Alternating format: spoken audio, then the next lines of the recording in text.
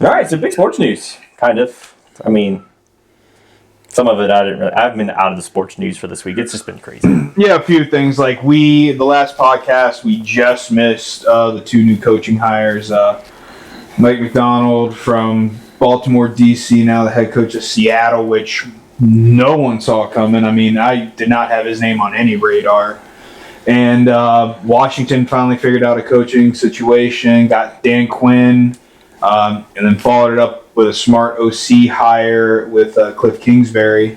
Eric Bieniemy, he's out of there. Talks of him maybe venturing his way back to KC. Who knows if Andy Reid's going to retire or not. He says not today, but that's only because he's getting Super Bowl on Sunday, so he can't today. That'd be the boldest move I've ever seen in my life. Yeah, retire the Saturday. Here you go, Matt Nagy. Figure it out. So I heard that news in reverse. All right, go ahead. Like, I heard everything that happened. Like, I heard that it happened, but I heard Kingsbury got hired, and then 2 days later, the news broke that Bieniemy got fired. So I was like, did Washington have 2 offensive coordinators? So it for was like a day or day. So and it a was half? basically done like he pretty much knew he was out the door because he went to KC, like into the locker room and like sat through practices for like the AFC Championship game and stuff like that. So he pretty much knew he was on his way out and just trying to do a little bit of schmoozing to get back into the, maybe KC graces because everyone else has pretty much hired most of who they would want. So then they're getting back in on KC, and Andy Reid's thinking about calling it quits after another Super Bowl title. I think you would want to be the guy chilling there. I just found it weird because of the way that it was reported. It was reported like we forgot that we fired Eric Bieniemy. Oh, by the way, Eric, you're fired.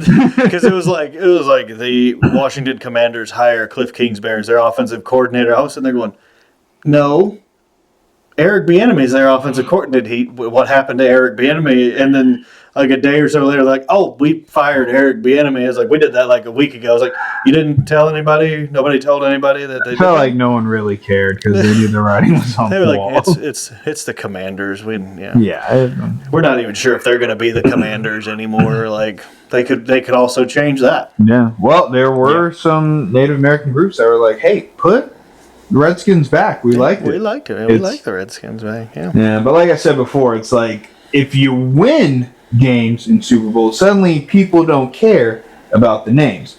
Braves won a World Series. I don't hear anyone clamoring for them to change. But the Indians haven't made, they won a World Series since the 1930s, and now they're the Guardians. They're the Guardians.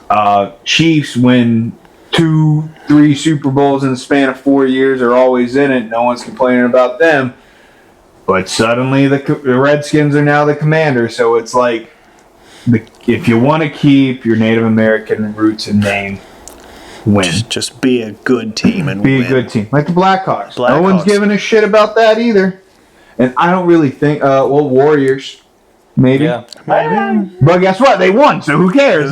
It's all swept under the rug. That's one of those where it's like, borderline. Where it's like, Warriors, it's like, you can be taken either way. They don't have that at the forefront. The Golden Gate Bridge is like if they were going to knock out a bunch of teams. Warriors are probably last on the list. They're like, that'll be a tough one to knock down, but we can knock these out a lot easier. It's very true. But and I mean, like I said, was Redskins and Indians maybe a teeny bit more offensive? Maybe not. I mean, Braves. We were Braves. No one bitched about that. But we were Braves. Once a Brave, always a Brave. And that what we were taught. Yeah. We're Braves. And we didn't win that much, but we still kept the. Well, no.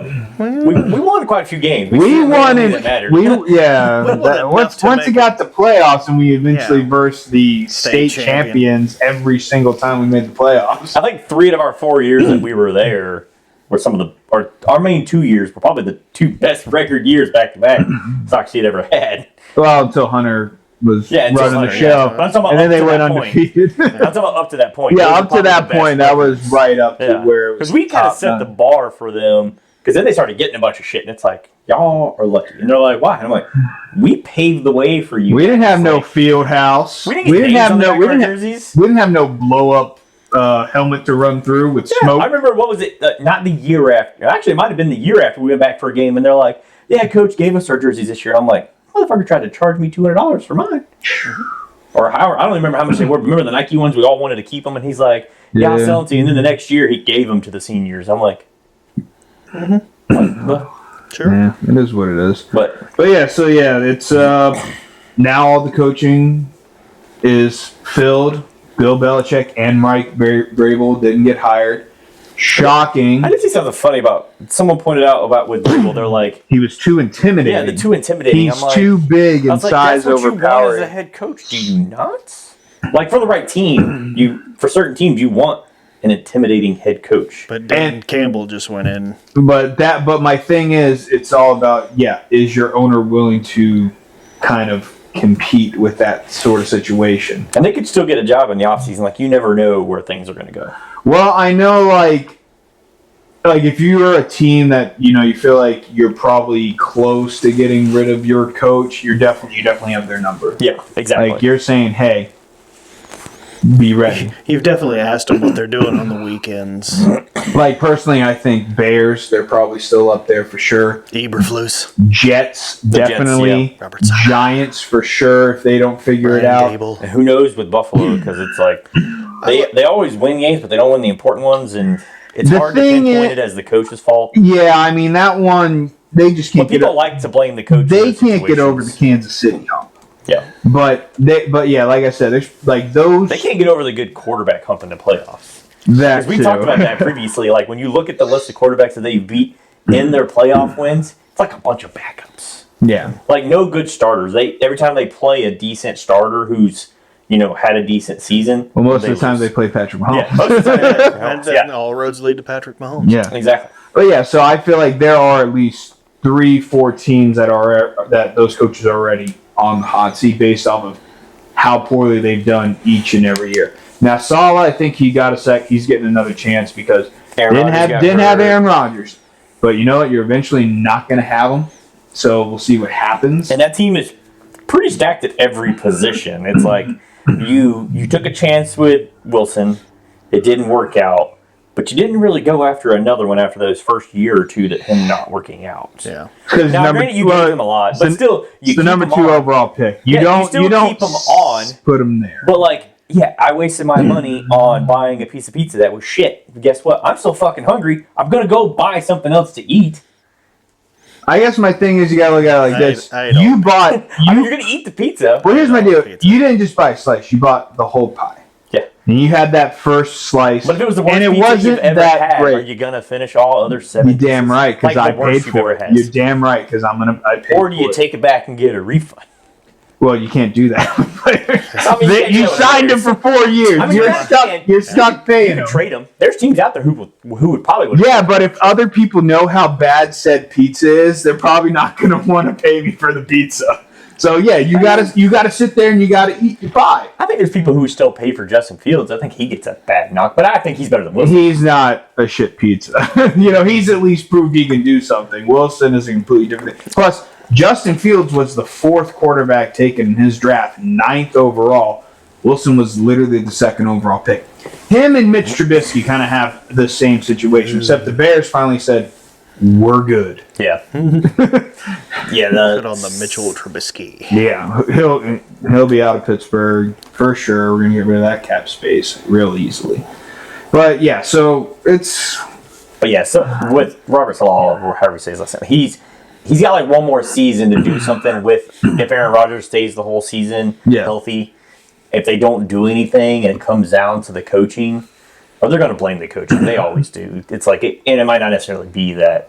Well, personally, I do think they need to take a quarterback, realistically, and probably 2nd or 3rd round. Yeah, because they got a high enough pick where, like you said, the team's pretty much ready right now outside of their line.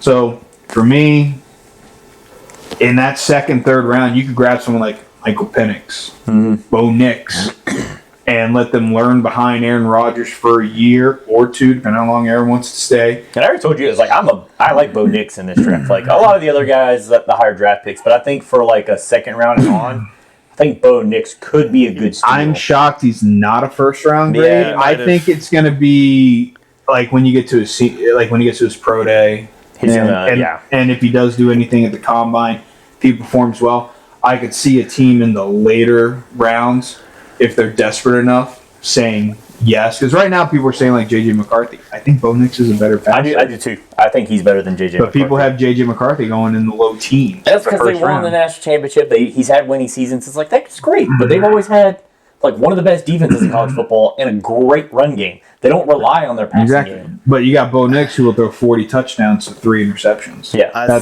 I think Bo Nix solidified himself as a day 2 pick in the Senior Bowl. Yeah. The only thing coming out of that is that he's been struggling to be accurate. Yeah. Which that could come, like, if he's learning behind Aaron Rodgers. He went 4 or 5 for 21 yards on his 2 series. Yeah, but during practice. I mean, but it's practice. But you're practicing in front of the NFL coaches that are going to be drafting you and taking you through, and they want to see how you perform in practice. Like, if you can have that switch to flip to turn into to be a game time player, then you're just glorified Johnny Manziel. Well, in which for the Senior Bowl, I did see some news where they were talking about some of the players that have been making, splashes with, at practices and during the game that they didn't quite expect. And we'll see when the pro day comes. But Spencer Rattler was one where they were talking high about him at the Senior Bowl. And I was like, he's one of those that's sneaky. He makes plays because obviously being his main issue is his size. Yeah, it's his size. But he makes a lot of plays. He has a decent arm. We've seen him make some big throws. And he's a player. He reminds me a lot of like a Baker Mayfield type style. Yeah. So, but for me, if I'm looking at it all, he's probably still, if he's a day 2 pick, he's round 3 for sure. Oh, I don't think he's I don't know. But he's most likely a day 3. Yeah. Come in, try to compete, and if the right circumstances happen, maybe a Brock Purdy situation where people get hurt and you go in and you play well. Great, but yeah, his size is definitely a big factor for him. Yeah, and I like Sam Hartman too. I didn't really see anything in regards to him, but like I said, he's got the experience under his belt. He's performed well in 2 different programs. So if he gets in the right system, I think he's going to be a steal. Probably round 5, round 6, depending on how his pro day, or if he goes to the combine and outperforms.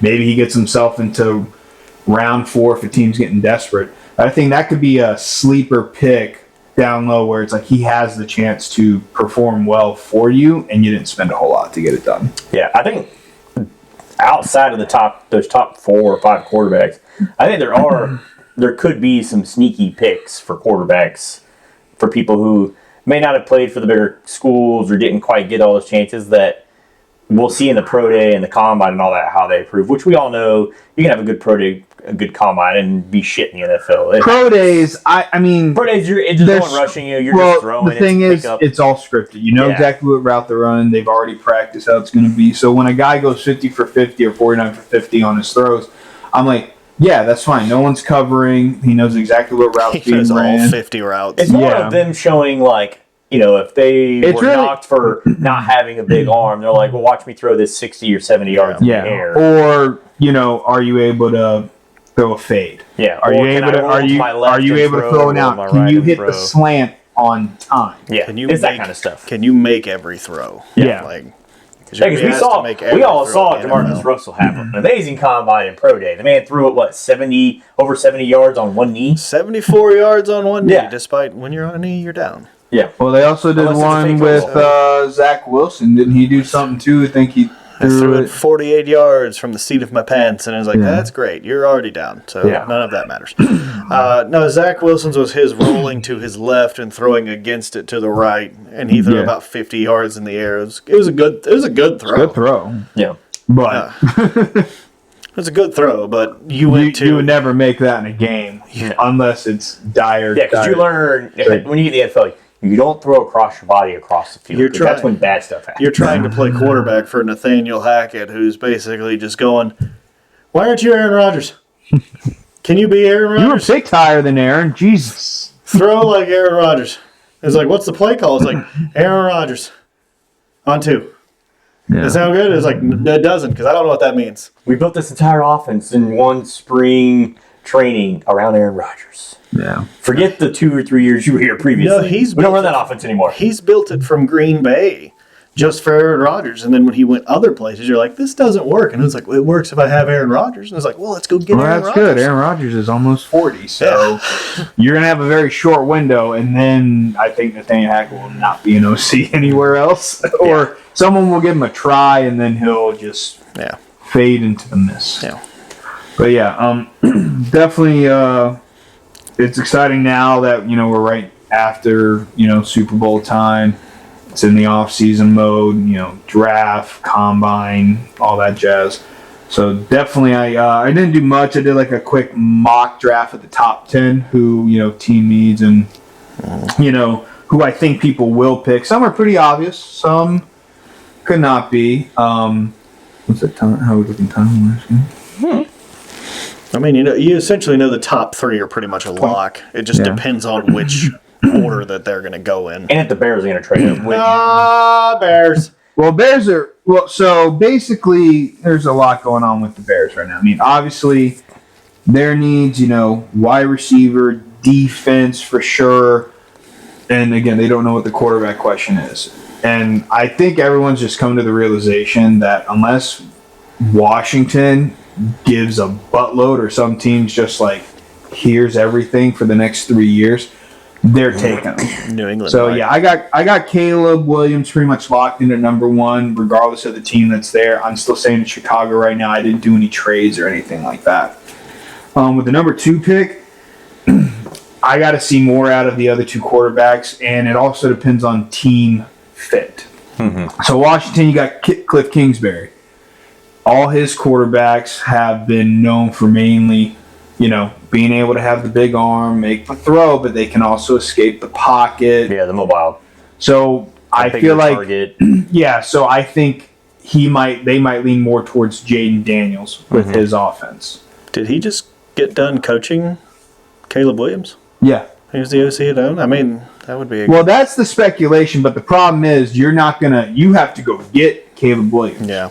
And you have to go get him from the Bears. Trading 1 for 2, if they're going for Caleb Williams, the Bears could be like, we can still get the guy we want at number 2 because they're going up. Like, if they don't want a quarterback, they could easily swap picks, get somebody, or more draft picks, and be like, we only went back 1, and we're still getting the guy we want. There was also talk about an outside team coming in to try to take one away from to get Caleb Williams. I mean, you have a few. And there's significant amount of options. We'll go over those closer to draft time. Yeah. I mean, Atlanta's definitely right there, but the amount to jump from 8 to 1, what you got to give up, it's definitely a lot. Yeah. But I mean, if like you said, if they're going to stick with Justin Fields, keep him for the 2 years on his 4-year, pick up the 5th year, and then pay him and see how it works out, that's perfectly fine. Trade down with Washington, if it's me. Or you can even trade all the way down to 3 with New England. Perfectly fine. Get all the picks you can, then you take Marvin Harrison Jr. at number 3, and then you're locked in. But that just all depends on how they want to move. But if it's staying the way it is with Washington 2, New England 3, based off the Cliff Kingsbury hire, I would say Jaden Daniels as of right now. But you don't know how the combine's going to be and pro days, and maybe Cliff switches up his style and doing all this. But based off the quarterbacks he's done well with and who he's had, Jaden fits that scheme a little bit better, which means Drake May obviously number 3 to New England. If Bill was there, he'd be creaming in his pants over Drake May. You got Gerard Mayo now. I'm not sure who's the OC there. I think he's still got to fill that role. He still does. Yeah, so it's 50-50 on that. Hired Bill Belichick. But they'll be stuck. They'll be stuck with him as that. And then number 4, Arizona. If it falls the way it is, quarterback. Obviously, it's Marvin Harrison. Yeah. No questions asked. You don't even got to really. And there's a slew of wide receivers. So I think most of the teams that have a wide receiver need have a list. They just have all the lists, and they're literally just like, if this guy's gone, this is who we're taking. This guy's gone, this is who we're taking. And they're not like... Outside of Marvin Harrison Jr., the next 3 to 4 people are right in the same row. Yeah, but you got Daniels, but it depends. It depends on who you want. Coleman, yeah. So for me, Yeah, Marvin Harrison. Now, number 5 is where I go away from the pack a little bit. For me, number 5? Chargers. Yeah. Now, people are saying, every single mock draft I've seen, Brock Bowers. It's perfectly fine. But I'll put it to you like this. The Chargers' offensive line gave up 43 sacks last season between Justin Herbert and Easton Stick. That was, I think they were top 6 in the league in sacks given up. If you're telling me you can go grab a generational tackle like Joe Alt to shore up more of your O-line, especially with how deep this receivers class is, and you're going to be picking again in the top 37, you could easily grab another wide receiver. Because I know Mike Williams is out the door. Quentin Johnson, you don't really know what he's going to be yet. And, I mean, tight end positioning is so, there. But, again, it all depends on what Jim Harbaugh is also bringing in as his OC or what he wants to do offense-wise. If he likes the tight end, I have Bowers penciled in. But I could definitely see them saying, like, look, we need to really lock up this O-line, especially with the defenses that we have to play against all the time. Yeah, like a tight end's great, but if you don't have protection, the tight end's not going to do you any good. Yeah, exactly. I mean, the tight end might do you any good. The receivers wouldn't do you any good. But Bowers is also, I mean, can he block? Yeah, but he's more of a receiving tight end. So if you're wanting to just grab another receiver, then go take a Dunze. But I just feel like they want to shore up that O-line a teeny bit more, give Justin Herbert some more time, better run blocking, pass blocking, and then he's still able to throw to the guys that he does have, Keenan Allen, Quentin Johnson. Like I said, you can grab a receiver in free agency, which there's going to be decent ones coming out, or in this draft, you have a shot to pick someone up to play that number 2 to Keenan Allen until it's time for him to be out the door. Yeah, I think this is a pretty big year for free agents as well. Yeah, it's a decent sized year. And then number 6, Giants. 2 options here. It also depends on how it falls.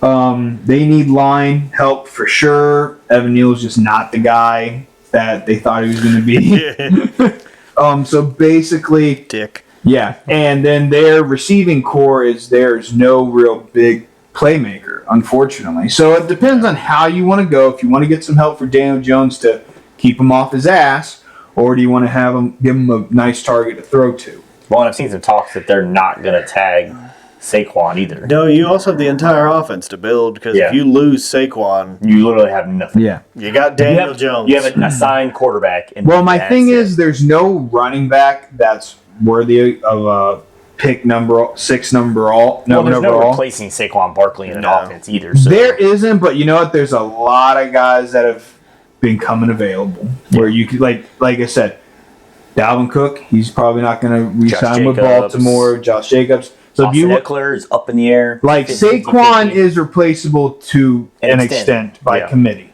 So for me, I went with. Did you see Saquon But you're going to need multiple pieces. You'll need multiple pieces to figure it out. Yeah. But yeah, I said that they would take Odunze.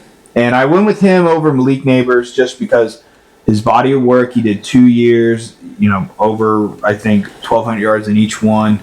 And he's just more well-formed, plus bigger body, 6'3", 215. Malik Neighbors is like 6 feet, 200. So you got that bigger body that Daniel's able to throw to. If he's not as accurate, they're able to make the adjustment. So I would say Odunze for the Giants. And then number 7, Tennessee. Again, this is all about how it falls. But for me, I feel like they got to go O-line, keep Will Levis off his ass, and being able upright to be able to throw to Hopkins. And again, they're picking high enough to where they can grab a good receiver in round 2 to kind of play that number 2 to DeAndre Hopkins. Yeah, because Traylon Burks and Nyheim Hines haven't really lived up to their. No, and I mean Westbrook Hines. Westbrook Akine. Yeah, Westbrook Akine. Yeah, but I think he's free agent. Is he free? They would have to re-sign. They would have to re-sign him. Yeah, Traylon Burks they picked. It's his 3rd year. Traylon Burks. Yeah, I believe so. And he hasn't really. Now he's been injured. He's had his moments where he's shined a little bit, but he's been injured. He hasn't been that. Yeah, he has been injured, but he hasn't made that impact like they expected him to. But when you bring in Hopkins, if they can sign Hopkins again and see for another year or two, because I mean he came on late Well, he signed a 2-year deal, so he's there for next year, but it just all depends on the guarantees. But yeah, for me, depending on what the Chargers do and the Giants, if Joe Alt falls to you, you take him. Yeah. Hands down, no question about it. And then if not, you go Fashanu from Penn State. Yeah. You have to get O-line help. Since you lost Taylor Lewan, it's just been a revolving door of just people sacking your QB. So for me, you got to go O-line. And then number 8, you got Atlanta now. I would love for them to move up, but it's going to take a lot of draft picks or dishing some pieces out, which I don't think they would have. I mean, if you give up maybe something on the defense to the Bears, I know they would definitely take a player and some picks, because then that would give them 8, 9 back-to-back. I'm sure they would love to pick there. Maybe trade Algier. I don't really think they would go after a running back personally. For me, you want to give someone. I'm saying trade Algier to move up, maybe. No, I don't think Chicago would take him. Unfortunately, they're happy with Johnson, Roschon Johnson, and all that. So I think you got to trade someone on defense, someone in the secondary, maybe Terrell. You're not going to trade Bates because you just got him, but you could do something like that, or one of the edge rushers. But again, that's for them to talk between. But let's just say Atlanta does move up and they are picking. I don't see them taking a quarterback at number 8 because those 3 are already taken. So for me, I think they're going to go wide receiver, Malik Neighbors, give their next quarterback, whoever he may be, another person to throw to outside of Drake London. He did well at LSU with, Jane Daniels. And again, these wide receivers that I'm talking about, I mean, they had Heisman hopefuls and a Heisman winner, throwing them the ball. So depending on who gets there, it might be a little different. But they've shown enough to where they can be in the top 10 for sure. So I have to say Malik Neighbors there. And then number 9, Chicago. And again, this is just how people want to pick. It's wide receivers, tackle, wide receivers, tackle. A lot of the teams need both positions. So depending on how it falls. But based off of how I picked, I would say number 9, they're going to go with Fashanu from Penn State. Protect the blind side of their next quarterback, whether that's Justin Fields or Caleb Williams. Either way, you got to protect the investment. But like I said, if more tackles get drafted in that top 8 before them, I could see them taking a wide receiver like, Neighbors to, be opposite DJ Moore. And then 10, fortunately the Jets, they just did well enough to not really get into the big bowl of picking people. But for me, they need line. Got to protect Rodgers. If you had a decent left tackle, you wouldn't even be in this conversation. So I believe they'll take J.C. Latham. The dude's a mauler. He's 6'6", 335, big body from Bama. He definitely has enough to probably be a day one starter, and that just protects Aaron Rodgers and then your future quarterback down the line. So I went all offense for the first 10, which basically it's kind of what a lot of people are doing. I mean, some say Atlanta could take edge with Dallas Turner, but I feel like they didn't have any big issues on defense too much. It was all the quarterback position. That's basically their entire... Yeah, their defense did a lot of these seems like if they are a big offensive player away, whether that's lineman, receiver, or quarterback, from really doing something, especially the Bears. So that's why for me, no defense in the top 10. If one does sneak in, it would be at Atlanta. No other real person, but I just don't see... A defensive person at the combine would really have to just propel himself above and beyond to say, like, yeah, we're going to pick you in the top 10. That's going to be an interesting draft. It will be. I'm excited for it. We're picking all the way at 20, so. I think the trades are going to be. Yeah, I think the trades this year are going to be bananas. Yeah, I think there's going to be more trades this year than we've seen in the past. Well, I know you definitely know the Bears are listening, waiting, like they're taking phone calls, but it's got to be the right call. You got to be pretty much giving up the house for the next few years, like Washington did to go get RG3. Yeah. Granted, it didn't work out but they picked their quarterback in the 4th round of the same draft. But like I'm saying, you could do that if you think Caleb Williams is above and beyond the next generation quarterback like Andrew Luck. Yeah, exactly. I've heard that one phone call that they've taken where they have been offered the house was from Denver. I've heard Denver went. From both Chicago side and Denver side, both of them said that Denver went all in to try and get that number 1 pick. Now, whether or not Chicago's going to take it is. And it could be one of what pick are they even at, Denver, right now? They're in the middle of the pack. Like they're outside 14. 14. Yeah, I was going to say they're You really got to give up a lot to move 14-1 because then you're basically taking a lot of choices away from the Bears. I think they really just want to trade inside that top 10. To be honest, inside that top 5. Especially if they're trading it, that means they're sticking with Fields. And the only other reason I could see them trading away is if they wanted Russell. Is there's a few wide receivers. Yeah, I mean, if they said we'll trade Russell, but then he signs the vet minimum deal, which you could easily do. Yeah. But I mean, even though again, it's like you're dealing with an aging Russell Wilson, when instead you're saying I can grab the next generational quarterback at 21 years old, young for 4 years on a money hungry to 5, really, to be honest with you, and build around my team. Kind of like how the Niners did, and it just makes more sense that way. Yeah, because I don't see there's nobody else on Denver that's willing to. I would really be willing to give up the number 1 pick or even swap picks. Now, if you added in a bunch of picks, it's. But that's the thing, they don't have. But the thing is, they don't have picks because they traded them away from the Russell Wilson deal. So I don't know what type of house they were trying to give away. It would have to be multiple players. Or the next 10 years, they're giving away multiple picks of 2s and 1s later on down the road. Yeah. And probably Russell Wilson, where they're paying the tab. And maybe even Patrick Surtain the second. Oh, yeah. You'd have to probably throw him in there, too. Yeah. So, but, I mean, if that price tag is up, I mean, granted, I don't know the details of it, but it's all. If it came out and you told me they offered Russell Wilson where they paid the tab, Patrick Surtain, a future first to their next one, the 14th pick this year, and then maybe like a 2 or a 3 in this year's draft for the number 1, I'd probably take it. I'm sure there's a lot of notes on that secretary's desk of teams waiting for callbacks. Yeah, I'm sure. I'm sure that's a long list, and I bet you I wouldn't even be afraid to say that at least, I would say 10 teams have probably contacted them between now and the start of the draft. Yeah. Because I'd say about half the league probably could care less. Like, they're fine where they're at. Yeah. And they're not willing to give up a lot, but that other half is like, we got to make shit happen. Well, that other half's in the top 15 for sure. Oh, yeah. But mainly in the top 10. But for me personally, Jess, if you're wanting to go, it's because Caleb Williams is being talked about as like high up, like the best one to come in since Andrew Luck.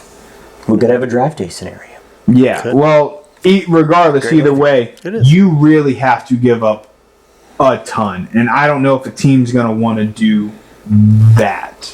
That's outside of the top 10. Maybe we'll have a Mario Williams situation. It's a similar situation as in draft. It really is. It's Bo Callahan. They were like, he's a generational talent. And but he's a huge douche. And then he falls, and then they were just like, why is he falling? But the thing is, you got 2 other quarterbacks right there behind him too. Like it's not like Caleb Williams is the only quarterback in this draft, but that was an identical situation because the Bears have a quarterback. But he's head over heels, according to some people. Like here's him, and then there's the rest of them. Unfortunately, he's being touted as the next great one. So yeah, that price tag gets a little bit higher. It's not like it's not like the Geno Smith draft where it's like, oh, okay, we'll grab him in the second, or even the Kenny Pickett, Malik Willis draft. You know, where it's just like we're scratching for QBs. Like no, like he is like there he is. So yeah, the price tag is a lot higher to trade up to get him. I just see the situation and think that he might just turn out to be a bust. Well, that's the thing. It's one of those things where it's like you got to look at Trevor Lawrence. They put the hype up on him, and he has shined a little bit, but shined a little bit. He hasn't hit the expectations that were set of him. Yeah. And with Caleb, it's even higher now, especially with all the talk that's coming out of his camps and everything, his parents and all that. Yeah. It's like, bro, you better at least make it to a Super Bowl in your first 3 years. In your rookie contract. Yeah, in your rookie contract, because If not, you're gonna be labeled a bust, unfortunately. Because they put that pressure on Trevor Lawrence, and they're like, he scored the highest at the combine since John Elway. And it was like, so are we expecting John Elway out of Trevor Lawrence? And then, like, he's shown flashes of being good. Well, I mean, that's good because John Elway didn't win a Super Bowl until he lost a couple. He lost. He'd been to some Super Bowls, but he lost one. But he didn't win a Super Bowl until the very end. And Terrell Davis was like, let me rush for 2,000 yards. Well, I mean, he's in and the thing is, the Bears, I know the Lions are still the top, and Green Bay's got it kind of figured out with Jordan Love, and Minnesota, if they sign Kirk Cousins, they're right in it. But you know what? If the Bears get a good quarterback, it's still gettable. Yeah. For the most part. You know, it's not like the AFC where it's like you have like 5 or 6 teams that you know are not the NFC going to be fighting. Yeah. It's not. But the NFC is kind of like you're going to have. There's probably like 2 solid teams in the NFC that you know are going to be in the playoffs. Everybody else, it's like it's anybody's game. Like you can pretty much count San Francisco pretty much being in there, and for the most part, the Eagles. You can pretty much count those 2 teams that they're Dallas. If the Eagles don't, Dallas could go either way. It's Dallas. They win games. Don't get me wrong. Well, that's the thing. They're able to get to the playoffs, so you know that they're going to be waiting for you in the playoffs. Now it depends on which Dallas team. But I'm talking about like 2 teams that you know are going to be in the playoffs, and they scare you. Like when you play them, you know you're on the edge. Philly didn't scare anybody. No, not really. That's true. But like I said, they did at the beginning of the year, but they just I think they figured it out by, bringing in a decent OC and DC. I think Vic Fangio is going to get the defense figured out for sure, and I forget who the OC is that came in there. I have to look it up for Philly. Was it Kellen Moore? Yeah, Kellen Moore. Kellen Moore went in there. So I think that's going to revamp everything because Kellen Moore has been, in talks of head coaching jobs. Vic Fangio's been a head coach. So it's like you got guys that have been real great. We'll see how he does in that offense, too, because he's a pass-heavy – he's always been in a pass-heavy offense, Kellen Moore has. And Philly is not that. Not that. So I'm curious to see what's going to happen, because they've relied on the run so much, even with their quarterback. They do, but the thing is, it's like 2 years ago, yes, they ran, but it supported the pass. This past season, it was just more like we're just doing whatever we can to put points on the board. They literally scraped by quite a few wins. Yeah, so I think if they want to let Jalen Hurts throw more, and then that opens up the run with Kellen Moore, that's perfectly fine. Because when Kellen Moore was at Dallas, Tony Pollard did pretty good in that offense. And then he leaves, and Mike McCarthy's calling plays, and Tony Pollard, where'd he go? Yeah. It was all Dak throwing the ball. So, when McCarthy threw plays, they were really slinging the rock. It's kind of... So, yeah, we'll see. But I think Eagles got some good hires in there to help. And you don't got Matt Patricia calling the offense, which makes 0 sense. He was a DC for the Patriots all those years. And then you're like, you should be calling offense right now. Yeah. And then, of course, who also does... And then New England did it this year. And they're like, yeah. So, I don't know. But it's going to be a good season coming up. And like I said, we're going to touch more on the draft for sure when we get closer through the combine and everything like that. But, yeah, I'm excited for it. And Super Bowl this Sunday. Always good. I'm ready for that, too. Yeah. Yeah, it's going to be fun. Talking about Super Bowl, we got some Super Bowl trivia for you guys. Ooh, coming up. Oh, Lord. See how you guys do. Ready for this. All right, so there's 10 questions, 1 tiebreaker. So I figured I'll ask each person 1. If you get it wrong, the other person can steal. Okay. If there's a tie at the end, then there's a tiebreaker question where I'm going to miss all these questions. it's the closest to. Now, I tried to pick questions where you at least heard of the player. Taylor Swift. Or it's a location, whatever. I didn't pick anywhere it was like somebody who set a record. Locations. Patrick Mahomes. All right, so question 1, we'll go down. Jason Kelsey. Where was the first Super Bowl played? Looking for the city. The city? Wow. Ugh. I'm going to assume that they probably... I'll go Lambeau Field. No. All right. For the steal. I'll go Soldier Field. Nope. It was in L.A. Okay. Question 2 is for Cody. Great. The only player to catch and to throw a touchdown in a Super Bowl. Julian Edelman. No. Ooh. Shot in the dark. Catch and throw. Yep. Sweetness didn't score in his Super Bowl. I feel like it's got it. Yeah. Oh, wait. I guess Julian. No, he threw it to Hines. Antoine Randall. That was going to be my. Dang. It was Nick Foles. Oh my God. Gross. Yeah, I'm an idiot. Gross. Number 3. We forget Nick Foles existed. Which quarterback had the lowest passer rating in Super Bowl history but won the game? Oh, it's got to be Trent Dilfer. No. Wow. Was it Peyton Manning? No. Y'all are really hard. It was Big Ben. He threw 3 interceptions in the game. It was Big Ben. And they And still Trent won. Dilfer's Trent Dilfer. Trent Dilfer's Trent Dilfer. My next guess is going to be Brad Johnson. Eventually, we'll get a right answer. I know. for This obvious is- reasons. that's- you really went hard All right, on Cody. this. This is really that. I didn't think it was that hard. Oh, yeah, like you would have guessed them right out the gate. No. The city one I knew. Taylor Oh, man. Swift. All right, number 4, Cody. This one, there's 2 correct answers. I'll take either one. Oh, wow. I will miss both of them. Most rushing touchdowns in a Super Bowl. You're looking for the number? No, looking for the person. And there's 2 people. They're tied. Shit. I think I got one. Is one of them Franco Harris? No. I was kind of going quantity. My heart says Terrell Davis. Yes. That was my second guess. Yep, But I was like, Terrell he was Davis. in 2, Franco was in 4. I was like, Franco. Yeah, I knew one was Terrell for sure. Yeah, that was good. I was just kind of going quantity over it. Give you half a point if you guess the other one. Oh, shit. It might, at this point, it might come down to a half a point if you. If not, Cody can steal the half a point. Sure. I will roll Roger Craig. No. Ooh, that was a good one. I know. That was a good one. I thought maybe. You've been to a few. Um,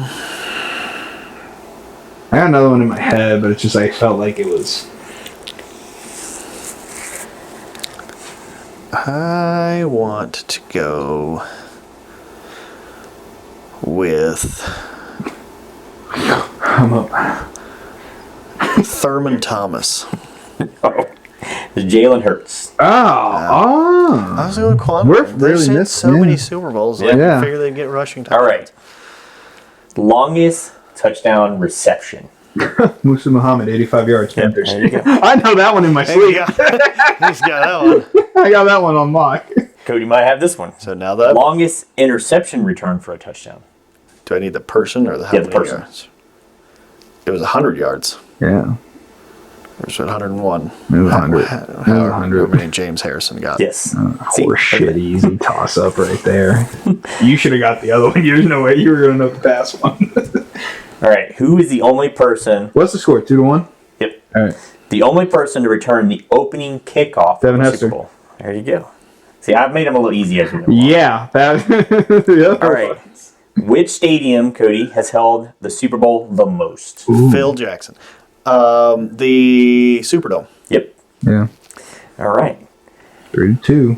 What question we on? It's number 9. Ooh, shit. Getting close. We're getting there. So if I win this, if I get this Hey, one just- right, it's over. Just get it and take it. All right. So this is another fairly easy one. There's 2 answers. Phil This Jackson. time, though, I want both because Okay. it's pretty easy. Which starting quarterbacks they started? They weren't backups. Are the only ones to win a Super Bowl with 2 different teams? Well, Tom Brady.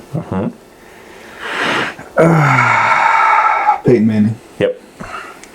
All right, Cody. Doug Number Williams. 10. Doug Williams. Suck it. This one's a little difficult, I think. Phil Jackson. What team has played in 4 Super Bowls but have never held a lead? Ooh. I know it. I'm probably a pretty good guess. Everything right now is telling me to say the Buffalo Bills.